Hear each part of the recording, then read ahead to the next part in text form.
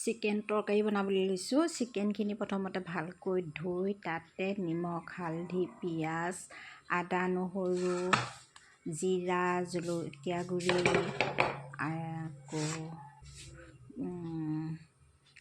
চব একেলগ কৰি ধুনীয়াকৈ মেৰিনেট কৰি ল'লোঁ। তাৰপাছতে কেৰাহীত তেল গৰম কৰি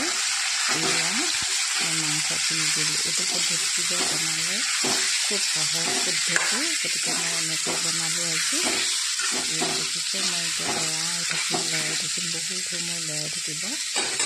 জুইটো অলপ বেছিকৈ দি ল'ব, যিহেতু মাংসটো ফ্ৰাই হৈ যাব লাগিব, সেইকাৰণে জুইটো অলপ বেছিকৈ দি ল'ব। এনেকৈ লৰাই থকাৰ পাছত যেতিয়া মাংসখিনি হালধিৰে কম হোৱাৰ কাৰণে অকণমান হালধি দি দিলে।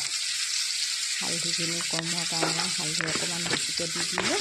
আকৌ এনেকৈ ভাজি যেতিয়া হ'ব, তাৰ পাছত আপোনালোকে দেখিব মাংস কালাৰটো চেঞ্জ হৈ গৈছে।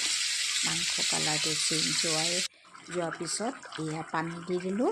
পানী দি দিয়াৰ পিছত যেতিয়া তেল উপঙি আহিব, তেতিয়া জানিব আমাৰ মাংসখিনি হৈ গৈছে, আৰু তেতিয়াই মাংসখিনি কাঢ়ি ৰাখিব লাগিব।